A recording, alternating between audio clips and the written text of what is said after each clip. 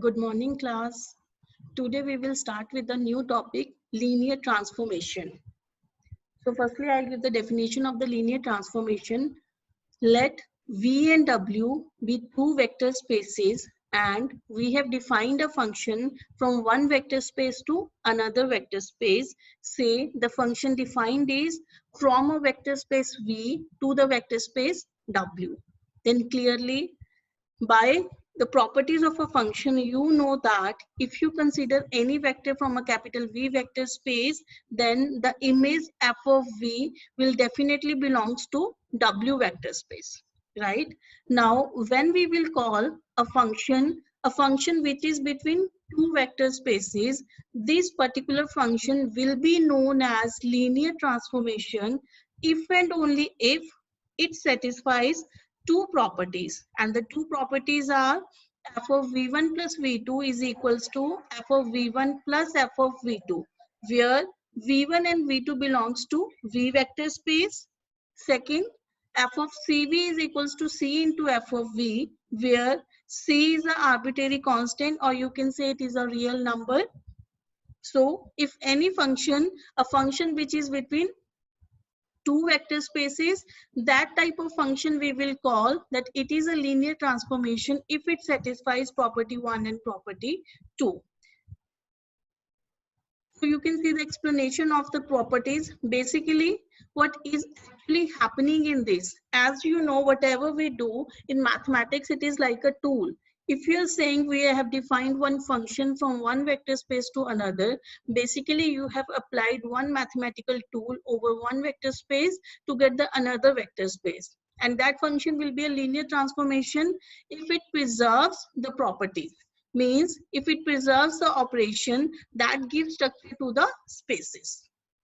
Now coming to the example for the linear transformation, example number 1, consider the mapping from Mn to Mnm given by f of a is equals to A transpose. If you clearly see how the mapping is defined, यहाँ पे इसका matrix का transpose ले लिया है. Earlier the matrix is M cross N matrix is after applying a function over that it becomes N cross M. Okay, and now we will show that this particular f is a linear transformation. To show any defined mapping is a linear transformation, we have to show the two properties of the linear transformation. Firstly, the property of addition. So let me start with f of a1 plus a2, where a1 and a2 will be the elements of your Mn. As the function is defined that f of a is equals to A transpose, so f of a1 plus a2 will be equals to a1 plus a2 transpose, and this can be written as a1 transpose plus a2 transpose. This is by the properties of the matrices, and clearly a1 transpose is nothing but f of a1 and a2 transpose is nothing but f of a2 as per the mapping is defined. So that means the very first property of the linear transformation is satisfied in this case. Now coming to the second property of the linear transformation, f of CA is equals to C into f of A. Now we need to show this second property. Again starting with f of CA, as the definition of the function, it is equals to CA transpose, and by the properties of the matrices, it can be written as C into A transpose. As C is a real number, you will just take out this real number outside, and A transpose is nothing but f of A. So that means property 2 is also satisfied. Hence, the defined mapping is a linear transformation since both the properties are satisfied in this particular function. Now, example number 2. Now, here the mapping is defined as the derivative. As you are saying, G is from Pn to Pn minus 1. In general, Pn is what? This is a polynomial of degree n. Pn minus 1 is a polynomial of degree n minus 1. Whenever you are taking any derivative, it will reduce the degree to one level. So the defined mapping is of the form G of P is equals to P dash. And we will show that the defined mapping is a linear transformation. Again, we have to show the two properties of the linear transformation under addition and under multiplication. Starting with the first property, G of P1 plus P2, where P1 and P2 are elements of your Pn. as the mapping is defined, it is equals to P1 plus P2, the complete derivative. And we know that derivative of a sum is equals to sum of the derivatives. So it can be written as P1 dash plus P2 dash.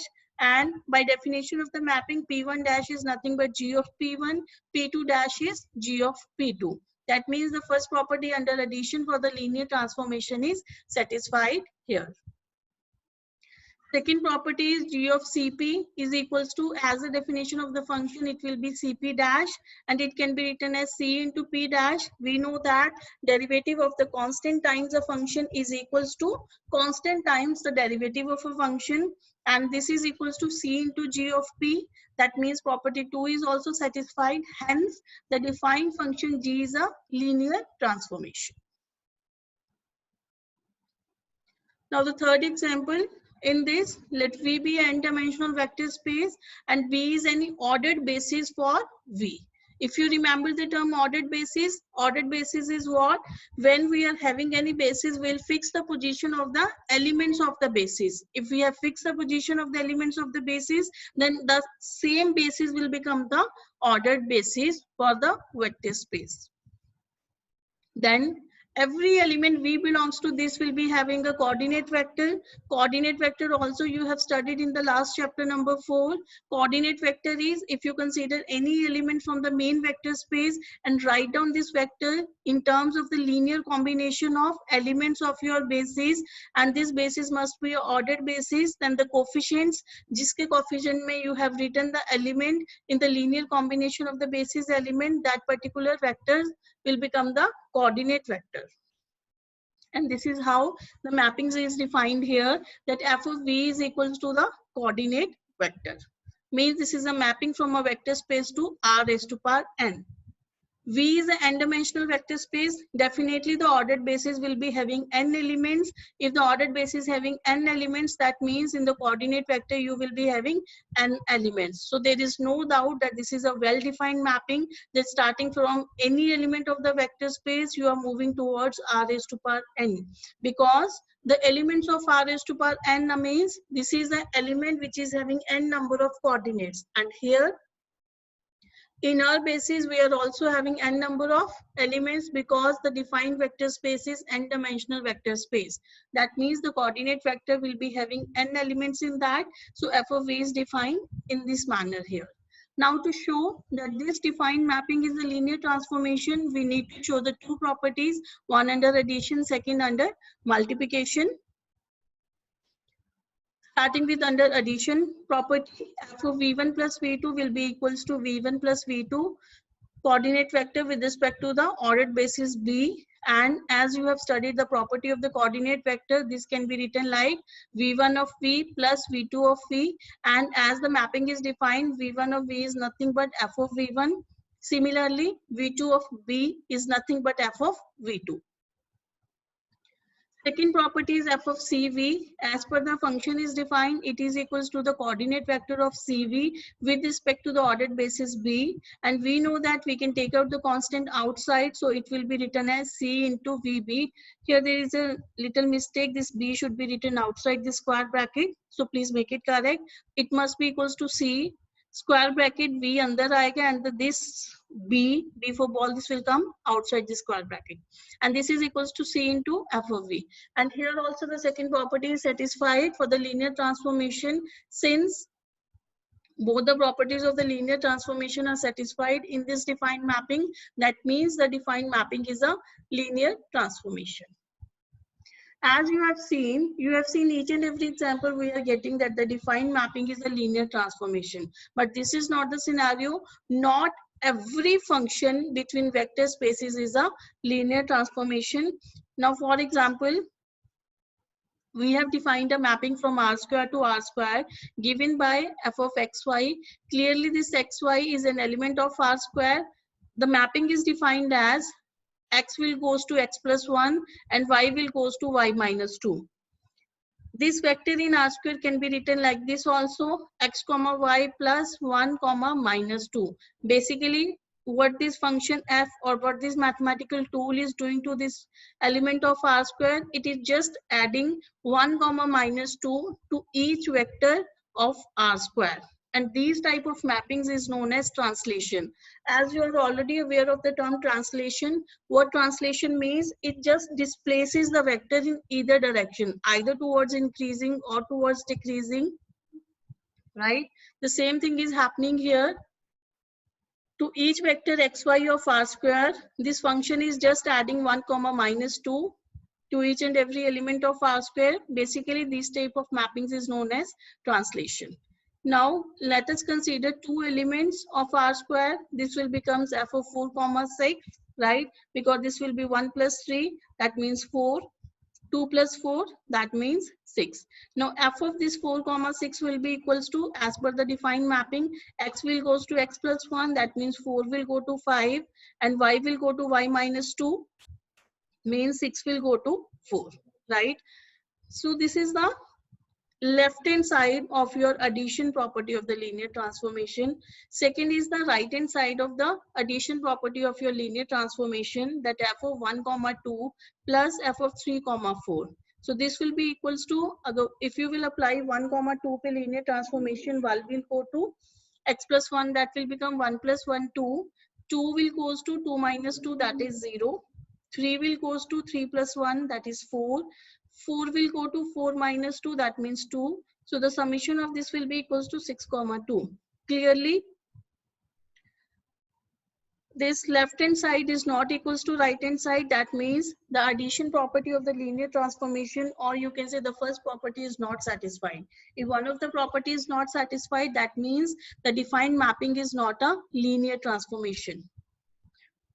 So whenever we have to give any contradiction, you can contradict any result by giving an example. So this is okay, but this does not happen every time that it will click on your mind कि कौन सा example लेना है. So in journal, if you need to do, so it is like, so it will be like this manner.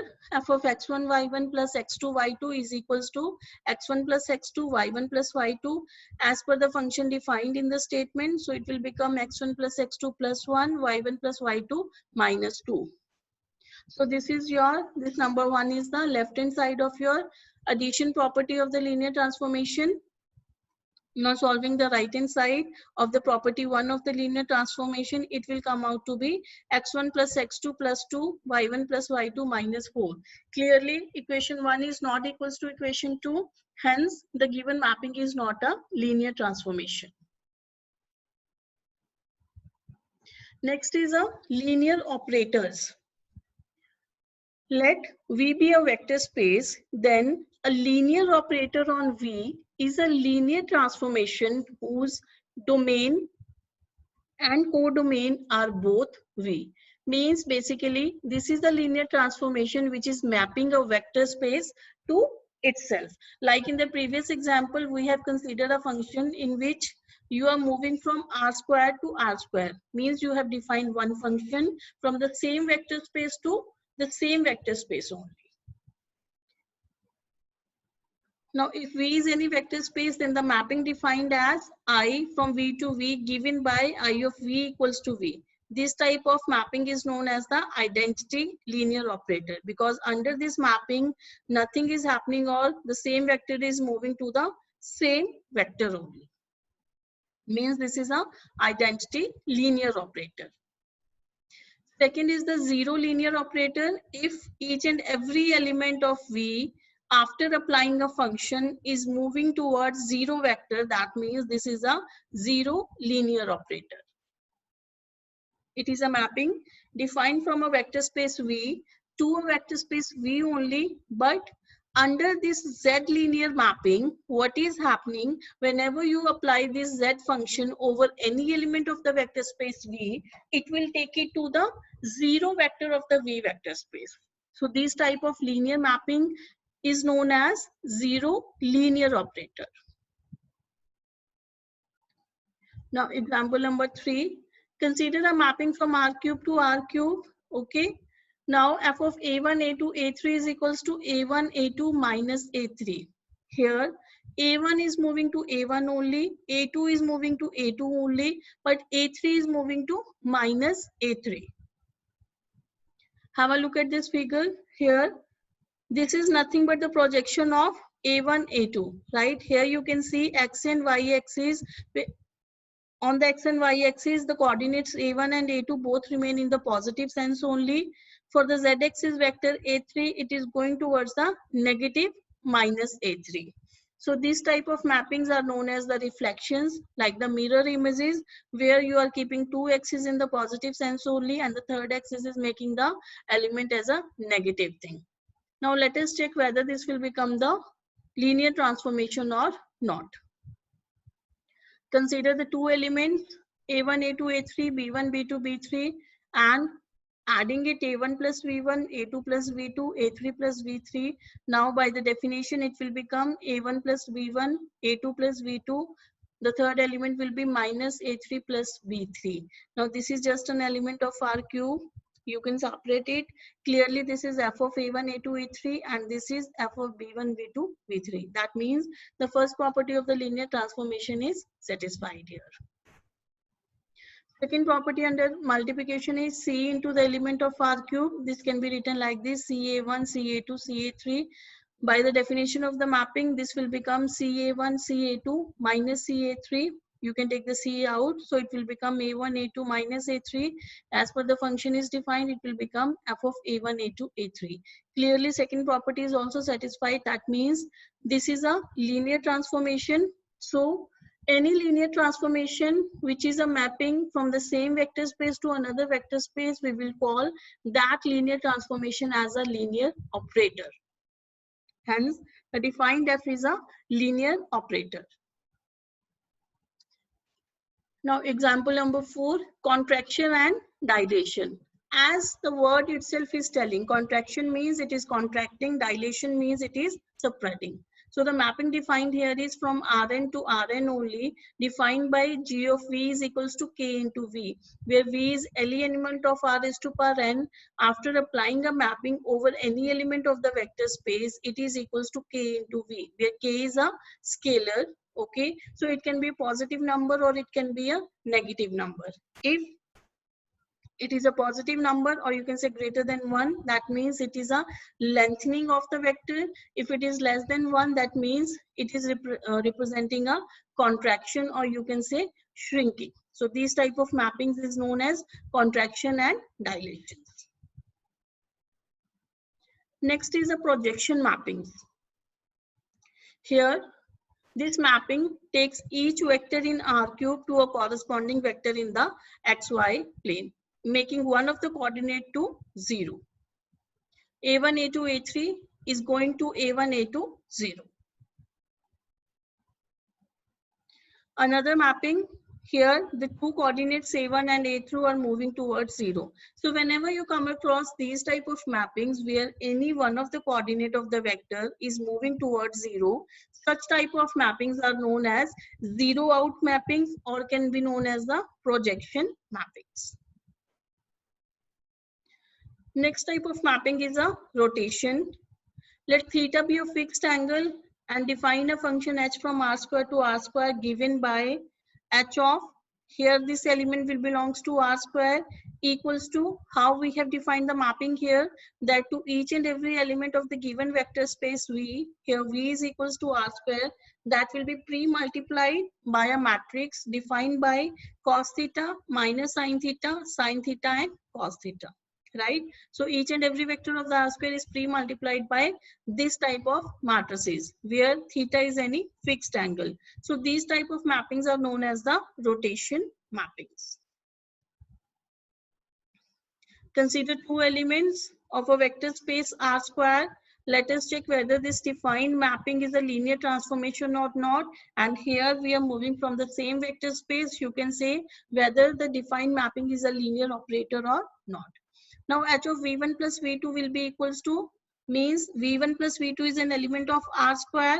So this particular element will be multiplied by this type of matrices as per the definition of the defined mapping. And we know that this can be written as the matrix is multiplied by v1 plus the matrix multiplied by v2. So as per the definition of h, clearly this is h of v1 and this is h of v2. That means the first property is satisfied. Similarly, you can check the second property and both the properties are satisfied. That means the given mapping is a linear operator. Next is the multiplication transformation. Example number 7. Let A be a given m cross n matrices, and here we have defined a function from r raised to power n to r raised to power m. Okay. See this thing, r raised to power n to r raised to power m means we are going from one vector space to another vector space, and here we will check whether f is a linear transformation or not. Here we are not saying that the defined mapping is a linear operator. Whenever we are mapping from same vector space to same vector space, in that scenario, we will call a linear transformation as linear operator.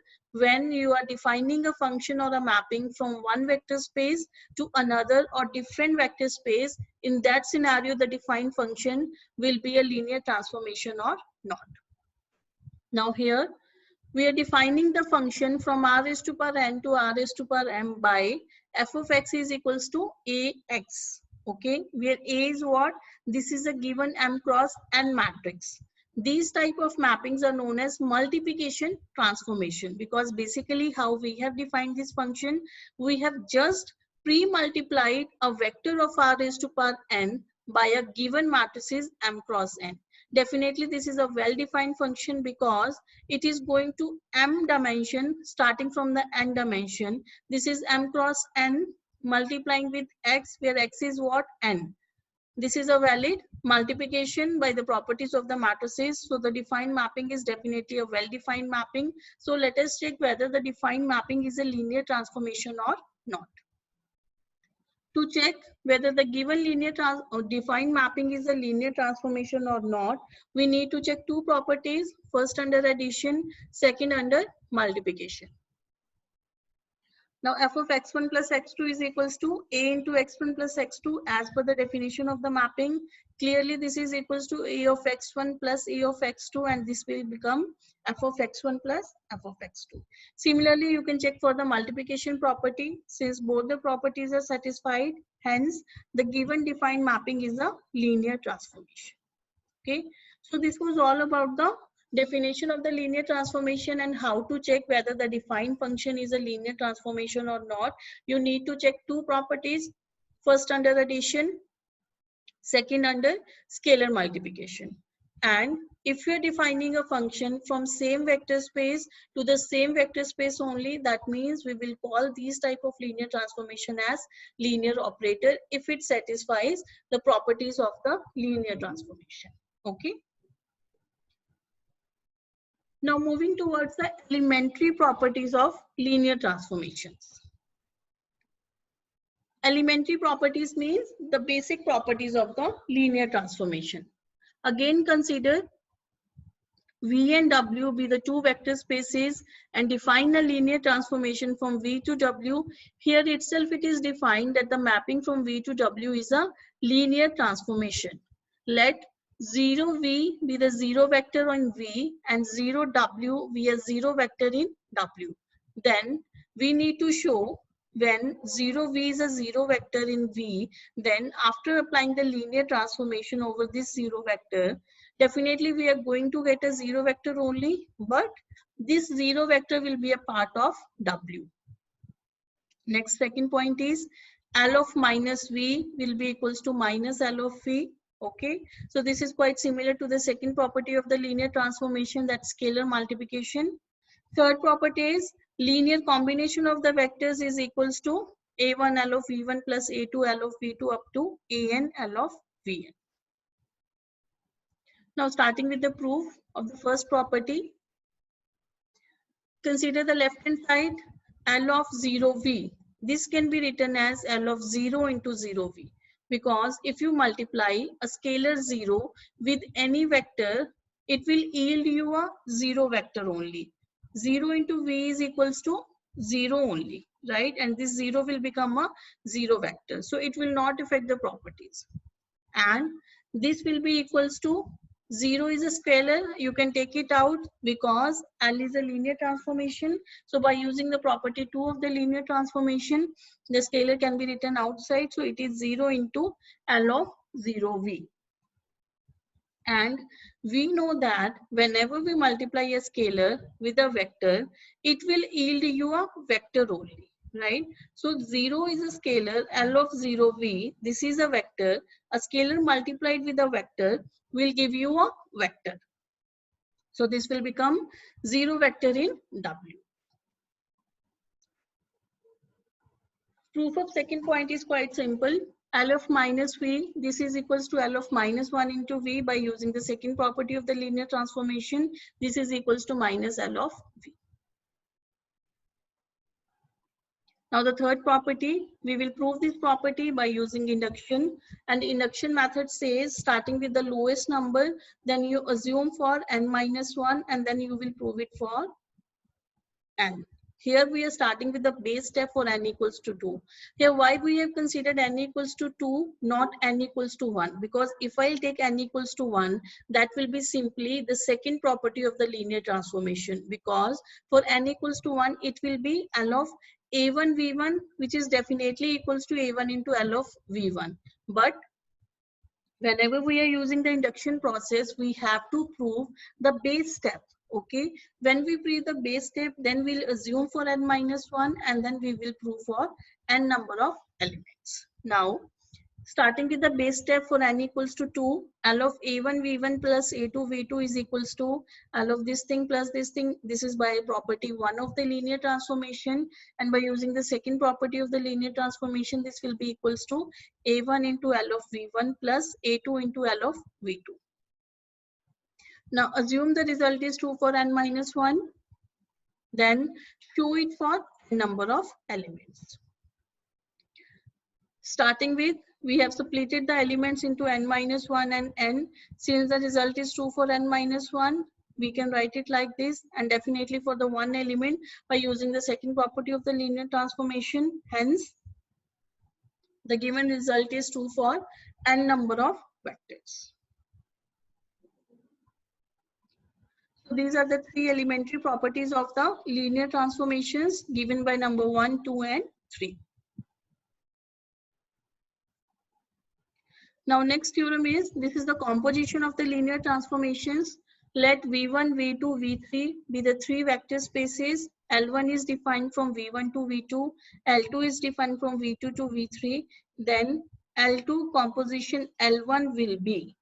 L2 composition L1 means L1 is the main thing, starting with L1. If you see what is the L1 is starting from V1, that means this mapping will start from V1. Firstly, you will apply L1 transformation here. V1 is going to V2. Then applying L2, that means V2 is going to V3. The composition L2, 0, L1 will be defined from V1 to V3. And how it is defined? This is equals to L2 of L1 of V. And here in this theorem, we will prove that if L1 and L2 are the linear transformations, then the composition of the linear transformation is also a linear transformation. To show that the composition is also a linear transformation, again, we need to show the two properties of the linear transformation, one under addition, second under scalar multiplication. Starting with the first property under addition. So by definition, this is equals to L2 into L1 of V1 plus V2. Because L1 is a linear transformation, we can write it like L of 1 of V1 plus L1 of V2. And then because L2 is a linear transformation, so we can write it like L2 of L1 V1 plus L2 of L1 V. Means L2 of X plus Y can be written as L2 of X plus L2 of Y. And L2 of L1 of V is nothing but L2 composition L1 of V1. Similarly, you can do for the second property. The steps are quite simple. This can be written as L2 of L1 of CV. Since L1 is a linear transformation, so you can take the scalar out. And secondly, L2 is a linear transformation, so you can take the scalar out, because L1V is what? This is an element or a vector where L2 transformation is applied. Since both the properties are satisfied for the linear transformation, hence the composition of the linear transformation is again a linear transformation. This is one of the example for the composition of the linear transformation. Consider a L1 of V. This is a rotation vectors. L2 of V. This reflects the